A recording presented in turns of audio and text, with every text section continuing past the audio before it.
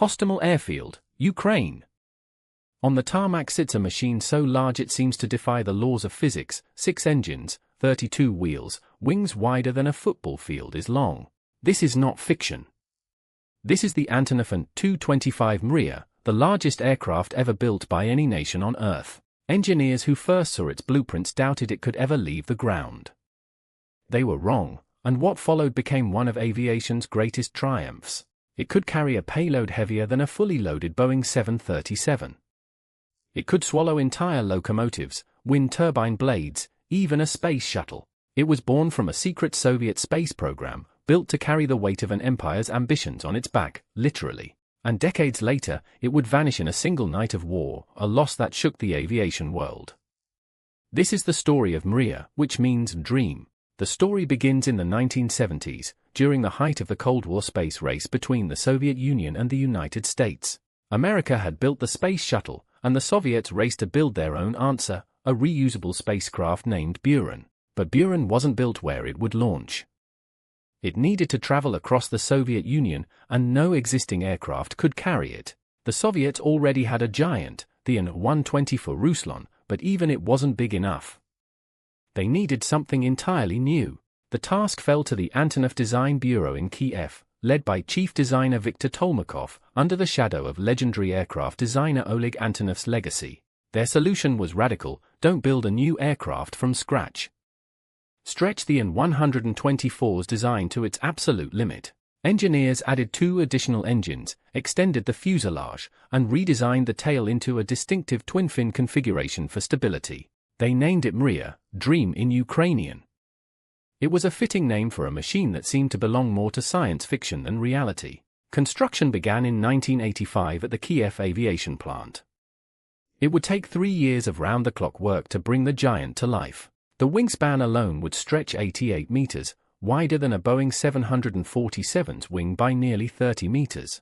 Every rivet, every weld, had to account for a takeoff weight that would exceed 600 tons, heavier than for fully loaded 747s.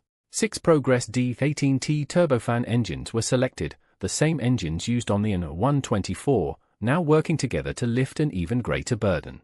The landing gear became an engineering puzzle of its own. 32 wheels needed to distribute the immense weight across any runway in the Soviet Union. By 1988, after 3 years of relentless labor, the aircraft that engineers once doubted was possible stood fully assembled, the largest airplane in human history. To understand why the An-225 seemed impossible, you first need to understand the numbers engineers were fighting against. A maximum takeoff weight of 640 tons. A cargo capacity of 250 tons. A fuselage long enough to house a 10-story building lying on its side. The wings had to generate enough lift to carry that weight, yet remain light enough to fly efficiently, a contradiction engineers had to resolve with precision. Engineers extended the An-124's fuselage by over 7 meters and added a second pair of engines, bringing the total to 6, an unprecedented configuration. The tail was completely redesigned. Instead of 1 vertical fin, the An-225 received 2, positioned at the ends of a widened horizontal stabilizer. This twin-tail design served a critical purpose, keeping the aircraft stable even when carrying enormous external cargo mounted on its back. Unlike its predecessor, the An-225 removed the rear cargo ramp entirely, since it was never meant to unload heavy vehicles from the back in the field. Instead, the nose retained a hinged visor and cargo door, allowing vehicles and oversized freight to be driven straight into the cavernous hold. Inside, the cargo hold stretched over 43 meters, long enough to park several city buses end to end, with a ceiling tall enough for a truck to drive through upright. The cockpit housed a crew of up to 6, surrounded by analog dials, switches, and instruments, a flight deck built for an aircraft unlike any before it. Every design choice reflected one goal: carry the impossible, and bring it home safely. On December 21, 1988, the moment of truth arrived. Would the giant that engineers doubted actually leave the ground? Chief test pilot Alexander Galunenko took the controls, alongside a crew who had spent years preparing for this single flight. As the 6 engines roared to full power, the runway trembled. Slowly, impossibly, the giant began to move, and then, in front of a crowd holding its breath, the largest aircraft ever built lifted smoothly into the sky. The flight lasted just over an hour. When it landed safely, engineers who once doubted the design finally allowed themselves to celebrate.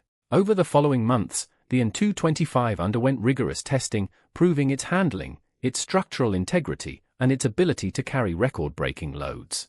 In 1989, it carried the Buran shuttle for the first time, a moment that proved the entire program's original purpose had been fulfilled. That same year, it shattered over 100 world records for payload weight, for takeoff mass, for sheer scale. No aircraft had ever done what this one could, but history had other plans.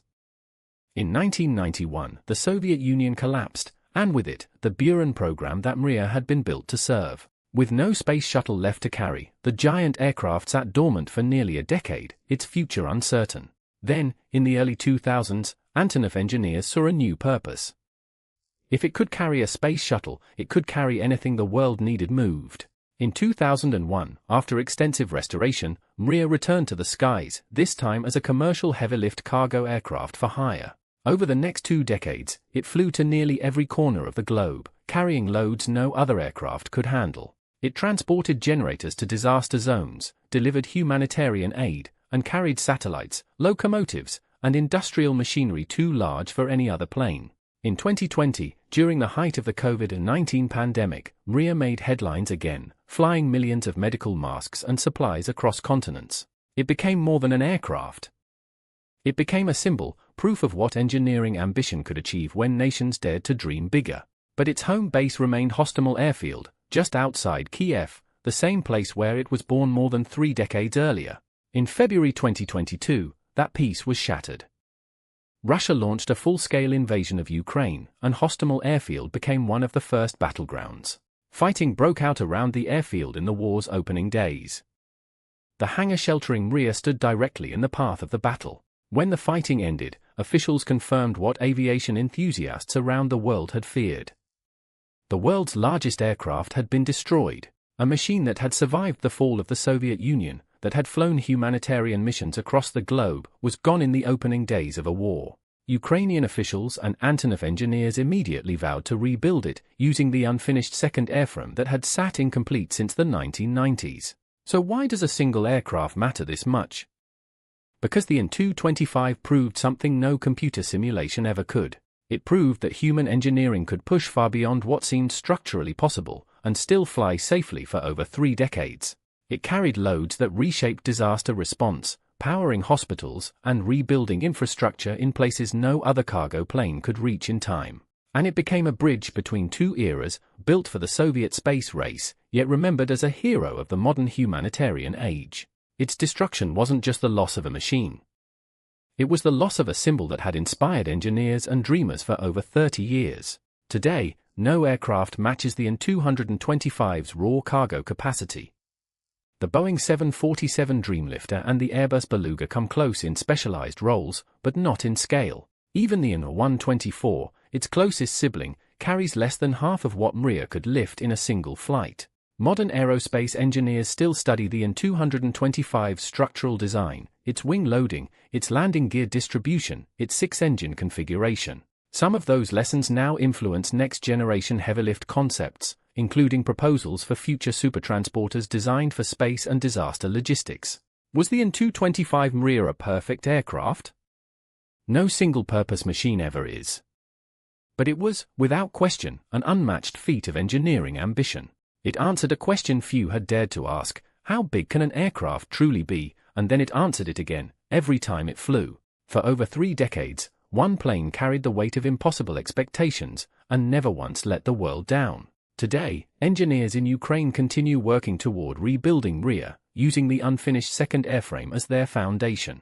Whether that dream returns to the skies remains uncertain. But the name Mriya, Dream, has never felt more fitting. The Antonov An-225 Mriya was more than the largest aircraft ever built. It was proof that some dreams are worth building, even when the world says they're